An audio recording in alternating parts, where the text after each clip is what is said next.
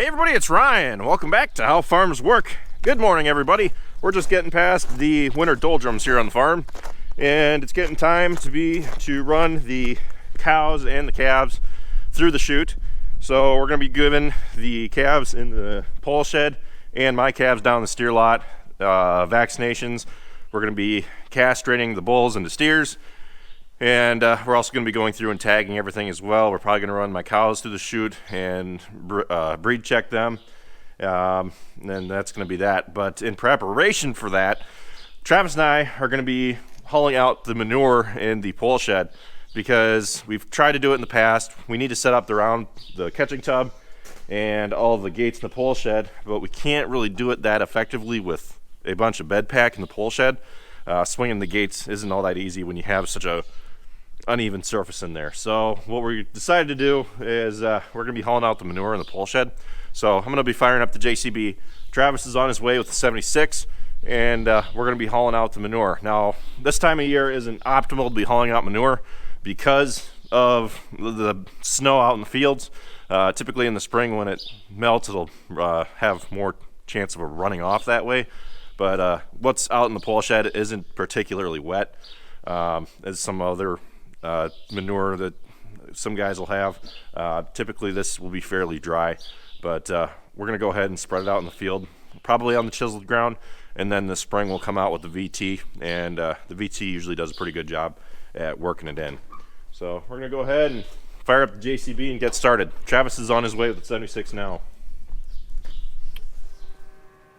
Boy, you guys see that?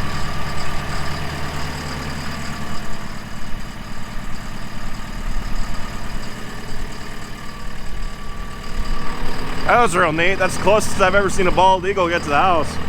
Since we live so close to the Mississippi River in the winter months, the bald eagles will move off of the river and move inland, find more food, and come summer, or once it starts warming up again, they'll move back out on the river and live off fish.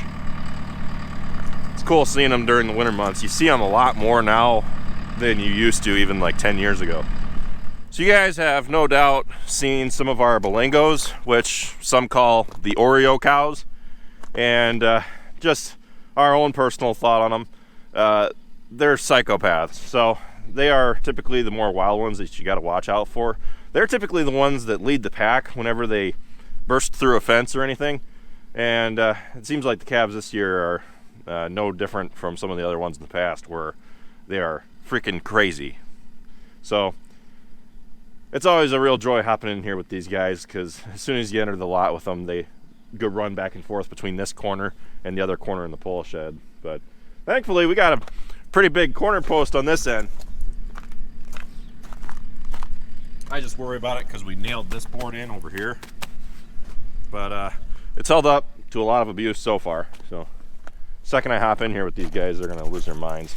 So back when we first got these bolingo cows, I believe Mom and Dad went out to North Dakota to get some of the first ones of the herd, and the genetics have stayed around. Mom loves them. She thinks they're cute, pretty, whatever you want to call it, but they're definitely the more Riley ones.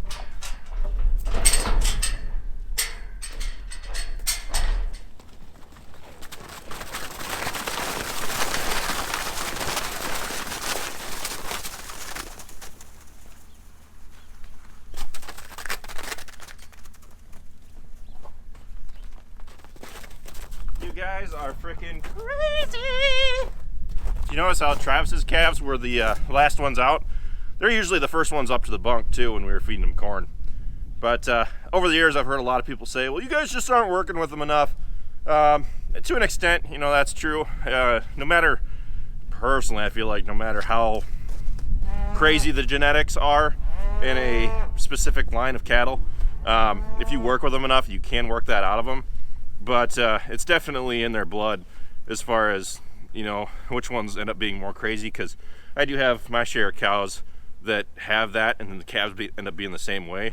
And on my nicer, calmer ones, where ever since, you know, they were calves, you could always just walk right up to them and pet them. Even their calves end up being the same way. So, like with Travis's, for example. You know, his don't have any of that bolingo blood in them, and they're the first ones that are up to the bunk, which from a farmer's standpoint, that's what you want, because you don't want them to be scared or crazy enough to be scared of coming up to the bunk to eat. First one to the grain gets the feed. Like they say, the early bird gets the worm.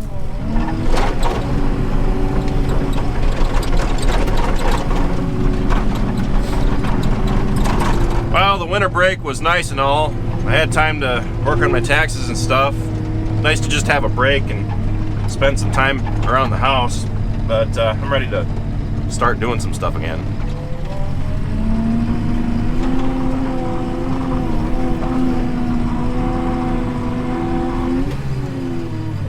Wouldn't mind a gravel bucket. I'll get past a certain point in this bed pack where it won't be frozen anymore.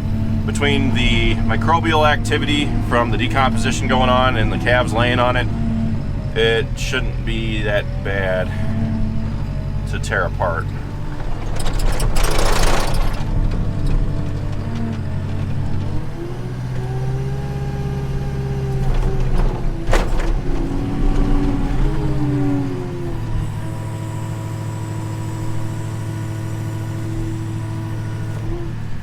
Ugh!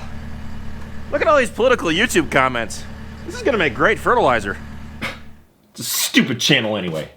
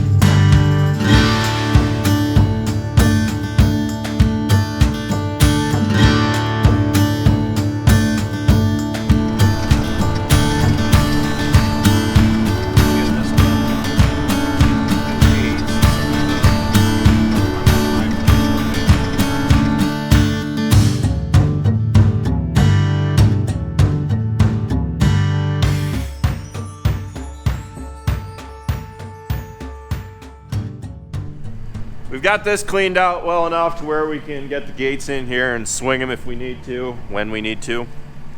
But we aren't cleaning what's outside because there reaches a point where everything is just frozen and the spreader cannot handle that. So whatever was left, I tried to just push outside, and then once it warms up this spring, we'll come back out and finish cleaning out the lot, and we'll clean out the pole shed entirely.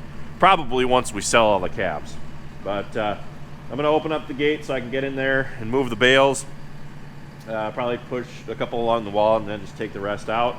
And we're going to go get the catching chute, set that up, and set the gates up, so that way when the vet's here tomorrow, we can just get started and push everything through.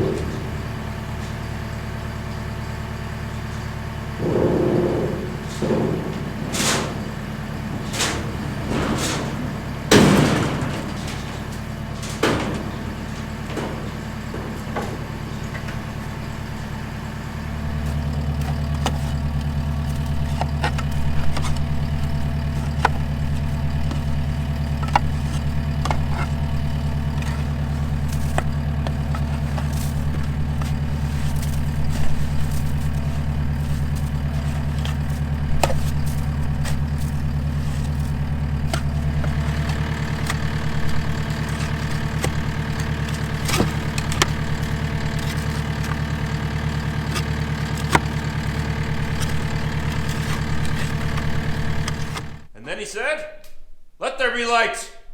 Oh, that's so much nicer. I'm thinking about going to Menards and getting 2 more lights just like this and putting them in the pole shed, because the lights that are in there now, I try to use them whenever I check on the calves after dark, but they're pretty much useless, so I always end up using my Nebo anyway. But I think with those, that would really change things up in the pole shed, make it a lot brighter for when the sun goes down. We got the manure all hauled out. We got the panels set up in the pole shed. We got the round pen backed in there. So now when the vet shows up tomorrow, we can unhook the chute from him and back it in there with the JCB.